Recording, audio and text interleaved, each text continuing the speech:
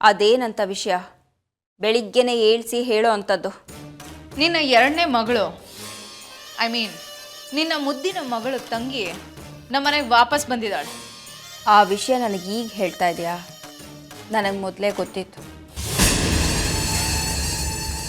ಆ ವಿಷಯ ಕೇಳಿದಾಗಿಂದ ನನಗೆ ನಿದ್ದೆನೇ ಬರ್ತಾ ಇಲ್ಲ ಕಣೆ. ನನ್ನ ಮಗಳಿಗೆ ಈ ಜನ್ಮದಲ್ಲಿ ಬುದ್ಧಿ ಬರಲ್ಲ.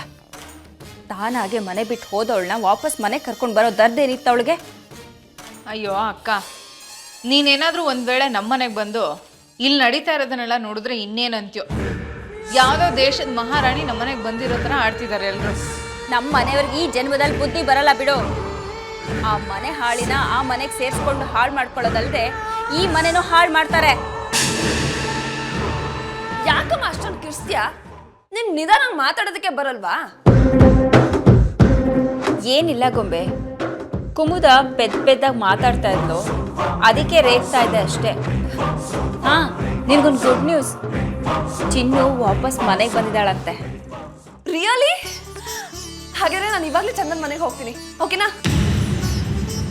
ಏನು ಮಗಳೇ, ಫುಲ್ ಖುಷಿ ಆಗಿದ್ಯಾ? ಪಾಪ ಚಿನ್ನನ್ ವಾಪಸ್ ಕರ್ಕೊಂಡು ಬಂದ್ಬಿಟ್ನಂತೆ. ನಾನು ಈಗಲೇ ಹೋಗಿ ನೋಡ್ಕೊಂಡು ಬರ್ತೀನಿ. ಓಕೆ, ಬೇಗ ಬಾ, ಹುಷಾರು.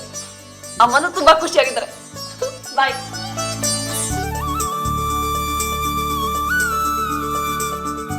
ರಾತ್ರಿ ಎಲ್ಲ ನಿದ್ದೆ ಮಾಡಲಿಲ್ಲ, ಇನ್ನೊಂದು ಸ್ವಲ್ಪ ನಿದ್ದೆ ಮಾಡಿ ರೆಸ್ಟ್ ತಗೋ.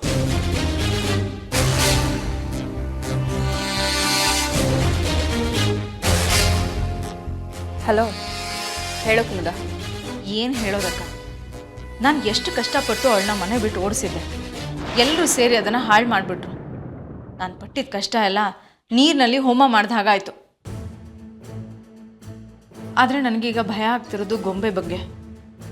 ಆ ಚಿನ್ನು ಮನೆ ಬಿಟ್ಟು ಹೋಗೋದಕ್ಕೆ ಕಾರಣ ನಾನೇ ಅಂತೇನಾದರೂ ಗೊಂಬೆಗೆ ಗೊತ್ತಾಗ್ಬಿಟ್ರೆ ಅವಳು ನನ್ನನ್ನು ಜೀವಂತವಾಗಿರೋದಕ್ಕೆ ಬಿಡ್ತಾಳ ಅಕ್ಕ? ಹೆದರ್ಕೋಬೇಡ ಕುಮುದ, ನೀನೇನು ಮಾತಾಡಬೇಡ. ಗೊಂಬೆ ಮುಂದೆ ನನ್ನ ಹೆಸರು ಹೇಳಕ್ಕೆ ಹೋಗ್ಬೇಡ.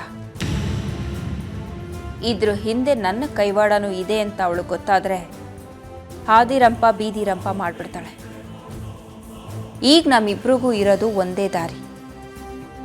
ಏನು ಗೊತ್ತಿಲ್ಲದೆ ಇರೋ ಹಾಗೆ ಇಬ್ಬರು ಇದ್ಬಿಡೋಣ. ನಿನಗೆ ಗೊತ್ತಲ್ವಾಕ, ಚಿನ್ನುಗೊಂದಿನ ಬೈದಾಗ ಗೊಂಬೆ ಬಂದು ನನಗೆ ಎಲ್ಲರೂ ಎದುರಿಗೆ ಬೈದು ಹೇಗೆ ಅವಮಾನ ಮಾಡಿದ್ಲು ಅಂತ. ಕುಮುದ, ಜಾಸ್ತಿ ತಲೆ ಕೆಡ್ಸ್ಕೋಬೇಡ್ವೆ. ಗೊಂಬೆ ಜೊತೆ ನೀನು ಮಾತಾಡಬೇಡ ಅಂತ ಹೇಳದ್ನಲ್ಲ. ಆ ದೇವರು ನನ್ನ ಮಗಳಿಗೆ ಯಾಕಂತ ದುರ್ಬುದ್ಧಿ ಕೊಟ್ಟಿದ್ದಾನೋ. ಆ ಪರದೇಸಿ ಹುಡುಗಿ ಹಿಂದೆ ಚಿನ್ನು ಚಿನ್ನು ಚಿನ್ನು ಅಂದ್ಕೊಂಡು ಓಡಾಡ್ತಿರ್ತಾಳೆ. ಛ, ಸರಿ, ನಾನೀಗ ಫ್ರೆಶ್ ಅಪ್ ಆಗಿ ಆಮೇಲೆ ನಿಂಗೆ ಫೋನ್ ಮಾಡ್ತೀನಿ. ಓಕೆ, ಬಾಯ್. ಸರಿ ಅಕ್ಕ.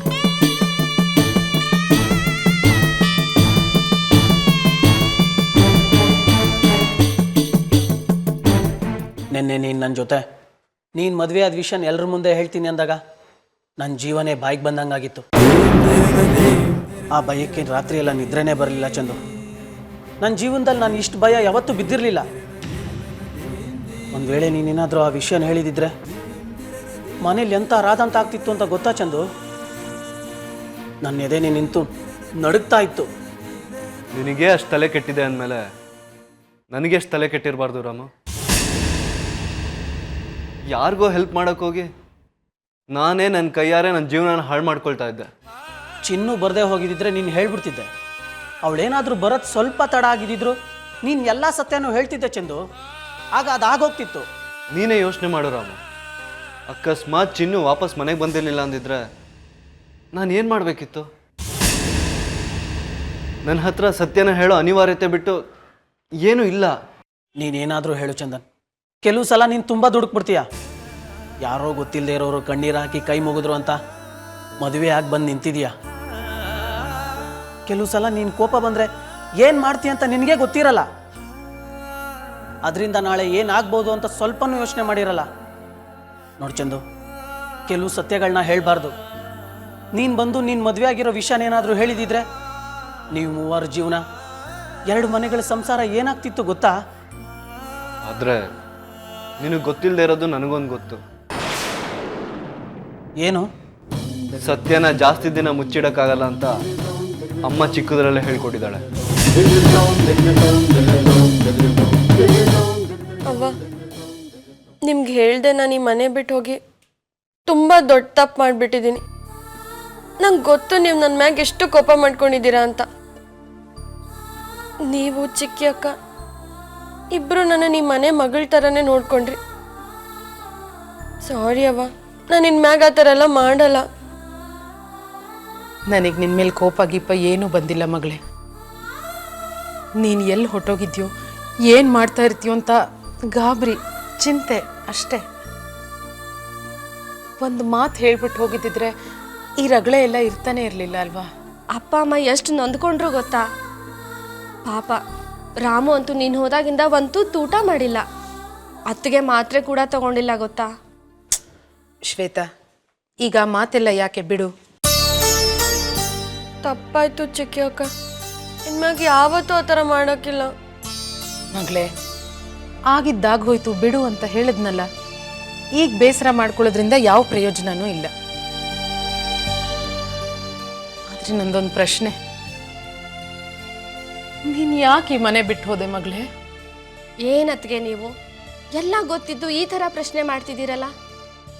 ಮುದಕ್ಕ ಮಾತೆತ್ತಿದ್ರೆ ಸಾಕು, ಯಾವಾಗ ಮನೆ ಬಿಟ್ಟು ಹೋಗ್ತೀಯಾ, ಯಾವಾಗ ಮನೆ ಬಿಟ್ಟು ಹೋಗ್ತೀಯಾ ಅಂತ ಕೇಳ್ತಾನೆ ಇದ್ಲು. ಈ ಥರ ಅನ್ನಿಸ್ಕೊಂಡು ಯಾರು ತಾನೇ ಇರ್ತಾರೆ? ಪಾಪ ಚಿನ್ನುಗೂ ಬೇಜಾರಾಯ್ತು, ಅದಕ್ಕೆ ಮನೇನೆ ಬಿಟ್ಟು ಹೋದ್ಲು. ಅಮ್ಮ, ಮಾತ್ರೆ ತಗೊಂಡಿ ಅಮ್ಮ?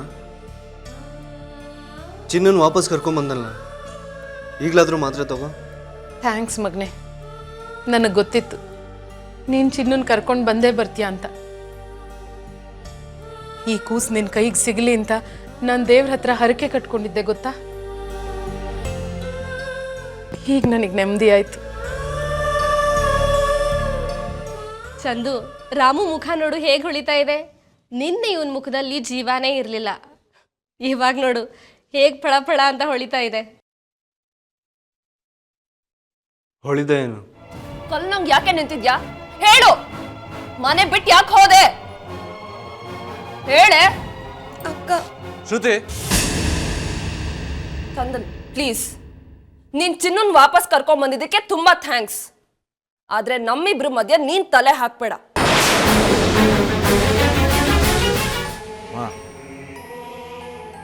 ಏನೋ ಆಗಬಾರ್ದು ಆಗೋಯ್ತು. ಈಗ ಚಿನ್ನು ವಾಪಸ್ ಬಂದಿದ್ದಾಳಲ್ಲ, ಸಮಸ್ಯೆ ಬಗ್ಗೆ ಹೇರಿತ್ತಲ್ಲ, ಎಲ್ಲ ಇನ್ನೊಬ್ಬರ ಮೇಲೆ ಸುಮ್ಮನೆ ಕೈ ಹತ್ತಬಾರ್ದಮ್ಮ. ತಾತ, ನೀವು ಸುಮ್ಮನೆ ಇರಿ ಪ್ಲೀಸ್. ಇವಳ ಮನೆ ಬಿಟ್ಟು ಹೋದ್ಮೇಲೆ ಎಲ್ಲರೂ ಎಷ್ಟು ಹಿಂಸೆ ಅನುಭವಿಸಿದ್ದೇನೆ ಅಂತ ನಿಮಗೆ ಗೊತ್ತು. ಇವಳಿಗೊಂದು ಸ್ವಲ್ಪನಾದ್ರೂ ಬುದ್ಧಿ ಬೇಡವಾ? ಈ ಮನೇಲಿ ಇರೋದಕ್ಕೆ ಇಷ್ಟ ಇಲ್ಲ ಅಂದಿದ್ರೆ ನಮ್ಮನೆಗಾದ್ರೂ ಬರ್ಬೋದಾಗಿತ್ತು. ಅದು ಬಿಟ್ಟು ಈ ಮನೇಲಿ ಯಾರು ಇಲ್ಲದೆ ಇರ್ಬೇಕಾದ್ರೆ ಹೇಳ್ದೆ ಕೇಳ್ದೆ ಹೋಗಿದ್ದಾಳೆ. ಆಯ್ತು ಬಿಡೆ, ಸದ್ಯ ನಮ್ಮ ಪುಣ್ಯಕ್ಕೆ ವಾಪಸ್ ಬಂದಿದ್ದಾಳಲ್ಲ. ವಿಷಯ ಅದಲ್ಲ ಅಜ್ಜಿ, ಇವಳ ಮನೆ ಯಾಕೆ ಬಿಟ್ಟು ಹೋದ್ಲು, ಅದಕ್ಕೆ ಕಾರಣ ಯಾರು ಅಂತ ಅವಳ ಬಾಯಿಂದ ನನಗೆ ಕೇಳಿಸ್ಕೋಬೇಕು.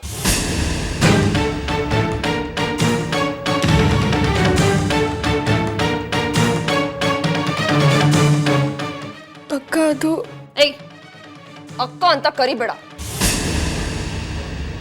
ಅಕ್ಕ ಅಂತ ಕರೆಯೋ ಯೋಗ್ಯತೆ ನೀನ್ ಕಳ್ಕೊಂಡ್ಬಿಟ್ಟಿದ್ಯಾ. ಅಕ್ಕ ಅಂತ ಅಕ್ಕ. ಗೊಂಬೆ, ಆಗ್ಲಿಂದ ಆ ಹುಡುಗಿಗೆ ಬರೀ ಪ್ರಶ್ನೆಗಳನ್ನೇ ಕೇಳ್ತಾ ಇದೆಯಾ, ಉತ್ತರ ಹೇಳಕ್ಕೆ ಅವಕಾಶನೇ ಕೊಡ್ತಾ ಇಲ್ವಲ್ಲ? ಇವಳು ಈಗ ತಾನೇ ಬಂದಿದ್ದಾಳಲ್ಲ ಮಗಳೇ, ನೀನಾಗಲೇ ಹೊಡೆದು ಬಡ್ದು ಎಲ್ಲ ಮಾಡಿಬಿಟ್ರೆ ಅವಳಿಗೆ ಬೇಸರ ಆಗಲ್ವಾ? ನಿಧಾನಕ್ಕೆ ಅವಳು ಯಾಕೆ ಮನೆ ಬಿಟ್ಟು ಹೋದ್ಲು ಅಂತ ಆಮೇಲೆ ಕೇಳಬಹುದಲ್ವಾ? ಇವಳಿಗೇನಾದ್ರೂ ಹೆಚ್ಚು ಕಡಿಮೆ ಆಗಿದ್ರೆ ಯಾರು ಜವಾಬ್ದಾರಿ ಅತ್ತೆ? ಅದ್ರ ಬಗ್ಗೆ ಒಂದ್ ಸ್ವಲ್ಪನಾದ್ರೂ ಯೋಚನೆ ಇದೆಯಾ ಇವಳಿಗೆ? ಇನ್ನೇನ್ ಚಿಕ್ಕ ಮಗು ಅನ್ಕೊಂಡ್ಬಿಟ್ಟಿದ್ಯಾ? ಇವಳು ನೋಡ್ತಿದ್ರೆ ನನಗೆ ಕೆಟ್ಟ ಕೋಪ ಬರುತ್ತೆ. ಶ್ರುತಿ, ಸ್ಟಾಪ್ ಇಟ್.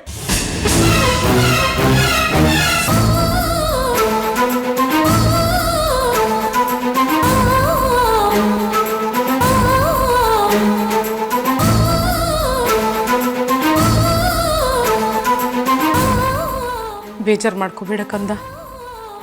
ಶ್ರುತಿ ತುಂಬ ಹೆದರ್ಬಿಟ್ಟಿದ್ಲು, ತುಂಬ ಗಾಬರಿ ಆಗೋಗಿತ್ತು ಅವಳಿಗೆ. ಎಲ್ಲಿ ನಿನ್ಗೇನಾರು ತೊಂದರೆ ಆಗೋಗುತ್ತೋ ಅಂತ. ಹೇ, ನಿನ್ಗೇನಾದ್ರೂ ಬುದ್ಧಿಗಿದ್ದೆ ಇದೆಯಾ? ಇನ್ನೊಬ್ರ ಮೇಲೆ ಕೈ ಮಾಡುವಂತ ಅವಿವೇಕಿನ ನೀನು. ಅಷ್ಟು ಅಷ್ಟೊಂದು ಓದಿದೆಯಲ್ಲ ಏನು ಪ್ರಯೋಜನ? ಎಲ್ಲರ ಎದುರುಗಡೆ ಪಾಪ ಆ ಹುಡುಗಿ ಮೇಲೆ ಕೈ ಮಾಡ್ತಿದ್ಯಲ್ಲ, ಸರಿನಾ ಅದು? ಬರೀ ಹೊಡೆಯೋದಲ್ಲ, ಅವಳನ್ನ ಕೊಂದು ಹಾಕ್ಬೇಕು ಅನ್ನೋಷ್ಟು ಕೋಪ ಬರ್ತಿದೆ ನನಗೆ. ನನಗೆ ನಿನ್ನ ಸಿಟ್ಟು ಅರ್ಥ ಆಗುತ್ತೆ ಶ್ರುತಿ. ಮೊನ್ನೆ ಮೊನ್ನೆಯಿಂದ ಎಷ್ಟು ಕಷ್ಟ ಅನುಭವಿಸಿದ್ಯಾ, ಎಷ್ಟು ನೋವು ಅನುಭವಿಸಿದ್ಯಾ ಅಂತಲೂ ನನಗೆ ಗೊತ್ತು. ಆದರೆ ಚಿನ್ನುಗೆ ಅದೇನು ಪ್ರಾಬ್ಲಮ್ಸ್ ಇತ್ತು, ಅವಳು ಮನೆ ಬಿಟ್ಟು ಹೋಗೋದಕ್ಕೆ ಅದೇನು ಕಾರಣಗಳಿದ್ವು? ಚಿನ್ನು ಬಗ್ಗೆ, ಚಿನ್ನು ಜೀವನದ ಬಗ್ಗೆ ನೀ ನನಗೆ ಹೇಳ್ಕೊಡ್ತಿದ್ಯಾ? ಚಿನ್ನು ಬಗ್ಗೆ ಏನು ಗೊತ್ತು ಅಂತ ಇಷ್ಟೊಂದು ಮಾತಾಡ್ತಿದ್ಯಾ? ಅಲ್ಲ, ಚಿನ್ನು ಬಗ್ಗೆ ಯಾವತ್ತೂ ಮಾತಾಡದೇ ಇರೋನು ಇವತ್ತು ಅವಳನ್ನ ವಹಿಸ್ಕೊಂಡು ಮಾತಾಡ್ತಿದ್ಯಾ ನೀನು? ಚಿನ್ನು ಚಿನ್ನು ನನ್ನ ಜೀವನದಲ್ಲಿ ಏನು ಅಂತ ಯಾರಿಗೂ ಅರ್ಥ ಆಗಲ್ಲ. ಚಿನ್ನು ಬರೀ ನನ್ನ ತಂಗಿ ಅಲ್ಲ ಕಣೋ, ಅದಕ್ಕಿಂತ ಹೆಚ್ಚು. ಅದು ನಿನಗೆ ಅರ್ಥ ಆಗಿದ್ರೆ ನೀನು ಈ ಥರ ನನಗೆ ಪ್ರಶ್ನೆ ಮಾಡ್ತಿರ್ಲಿಲ್ಲ. ಚಿನ್ನು ಮನೆ ಬಿಟ್ಟು ಹೋಗಿದ ಕ್ಷಣದಿಂದ ನೀ ನನಗೆ ಫೋನ್ ಮಾಡಿ ಚಿನ್ನು ಸಿಕ್ಕಿದ್ಲು ಅಂತ ಹೇಳಿದ ಕ್ಷಣವರೆಗೂ ನಾನು ಎಷ್ಟು ನೋವು ಅನ್ಭವಿಸಿದ್ದೀನಿ ಅಂತ ನನಗೆ ಗೊತ್ತು. ಅದು ನಿನಗೆ ಅರ್ಥ ಆಗಿದೆಯಾ? ನನಗೆ ಬೇಜಾರಾಗ್ತಿರೋದು ಅಕ್ಕ ನನಗೆ ಹೊಡೆದ್ಲು ಅಂತಲ್ಲ, ನಾನು ಮಾಡಿರೋ ತಪ್ಪಿಗೆ ನನಗಿನ್ನೂ ದೊಡ್ಡ ಶಿಕ್ಷೆ ಆಗಬೇಕು.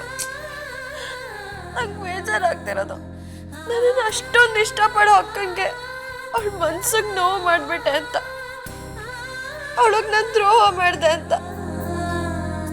ನಾನು ಮಾಡಿರೋ ತಪ್ಪಿಗೆ ಆ ದೇವ್ರು ನಿಜವಾಗ್ಲೂ ನನಗೆ ಕ್ಷಮಿಸಲ್ಲ. ನಿನ್ನನ್ನು ನೀನು ಅಷ್ಟೊಂದು ದೋಷಿಸ್ಕೋಬೇಡ ಮಗಳೇ, ಅದರಿಂದ ಯಾವ ಪ್ರಯೋಜನನೂ ಇಲ್ಲ. ನೀನೇನಂಥ ದೊಡ್ಡ ತಪ್ಪು ಮಾಡಿಲ್ಲ, ಏನೋ ಮನಸ್ಸಿಗೆ ನೋವಾಗಿತ್ತು, ಹೋದೆ ಅಷ್ಟೆ. ಹೋಗಿದ್ದು ತಪ್ಪಲ್ಲ, ಬರದೆ ಹೋಗಿದ್ದಿದ್ರೆ ಆವಾಗ ತಪ್ಪಾಗ್ತಾ ಇತ್ತು. ಅಳು ನಿಲ್ಸು ಕಂದ, ಅಳು ನಿಲ್ಸು ಮಗಳು.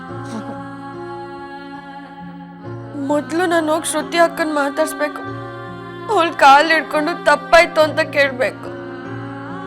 ಬೇಡ ಚಿನ್ನು, ಈಗ ನೀನು ಅವಳನ್ನು ಮಾತಾಡಿಸಿರೋದೇ ಒಳಿತು.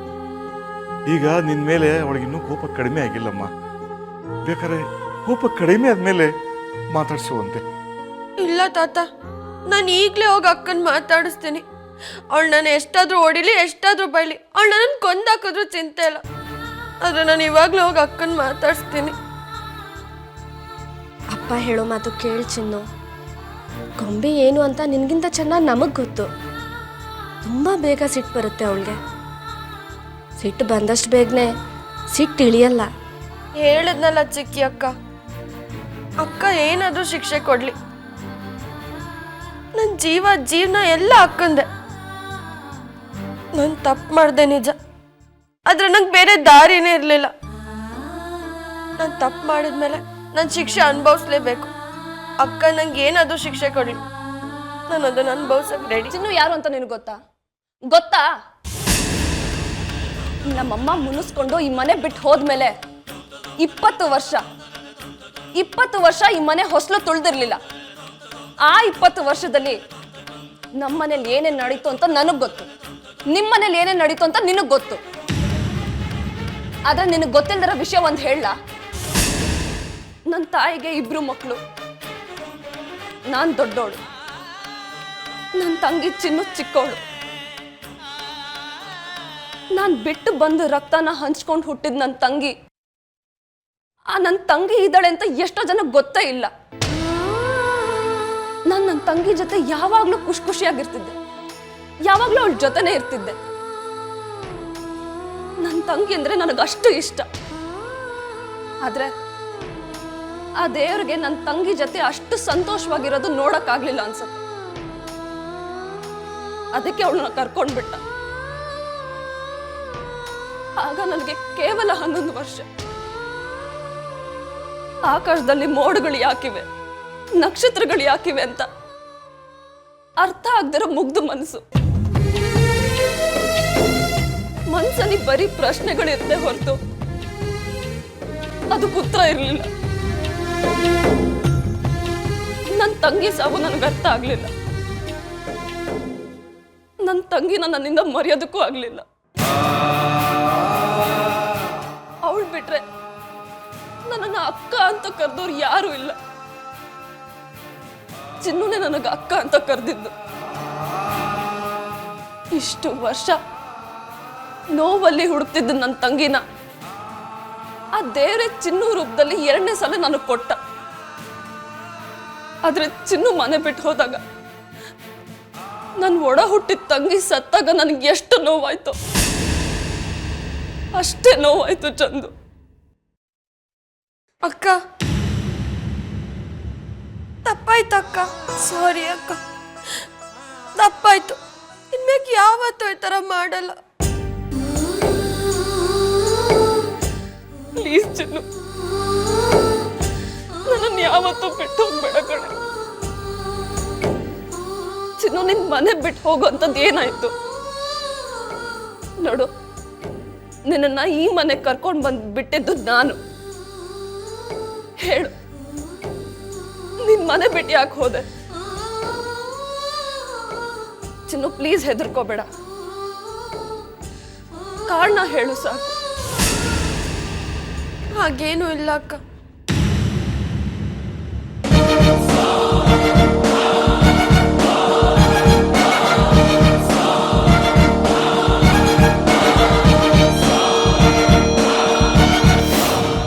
ಇಲ್ಲಿ ತನಕ ಆಗಿದ್ದಕ್ಕೆಲ್ಲ ನಾನೇ ಹೊಣೆ ಅಂತೇನಾದರೂ ಚಿನ್ನು ಬಾಯಿ ಬಿಟ್ಬಿಟ್ರೆ ಶ್ರುತಿ ನನ್ನನ್ನು ಹುರಿದು ಮುಕ್ಬಿಡ್ತಾಳಷ್ಟೆ.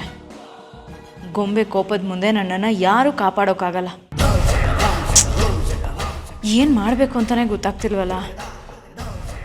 ನಾನು ಏನೇ ಮಾಡಿದ್ರೂ ಅದು ಬೇರೆಯೇ ಆಗ್ತಾಯಿದೆ. ಯಾಕೆ ಅಂತಲೇ ಅರ್ಥ ಆಗ್ತಿಲ್ಲ. ಪೀಡೆ ಹೇಗೋ ತೊಲಗಿ ಹೋಗಿದ್ಲು ಅಂತ ಆರಾಮಾಗಿದ್ದೆ. ಒಳ್ಳೆ ಬೆನ್ನಿಗೆ ಬಿದ್ದು ಬೇತಾಳ ಥರ ವಾಪಸ್ ಮನೆಗೆ ಬಂದಿದ್ದಾಳೆ. ಯಾಕೆ ಕುಮ್ದತ್ತೆ, ತುಂಬ ಆತಂಕದಲ್ಲಿದ್ದೀರಲ್ಲ, ಏನಾಯ್ತು? ಹಾಗೇನಿಲ್ಲ ರಾಮು. ಏಯ್, ನೀನು ಈ ಮನೆ ಕೆಲಸದು ಅಂತಾನೆ. ನಾನು ಯಾಕೆಲ್ಲ ವಿಚಾರನೂ ನಿನ್ನ ಹತ್ರ ಹೇಳಬೇಕು? ಏನೋ ತುಂಬ ಹೆದರ್ಕೊಂಡಂಗಿದ್ರಲ್ಲ, ಅದಕ್ಕೆ ಕೇಳಿದೆ. ನಾನು ಯಾಕೋ ಹೆದರ್ಕೊಳ್ಳಿ? ಯಾರಿಗೋ ಹೆದರ್ಕೊಳ್ಳಿ ನಾನು?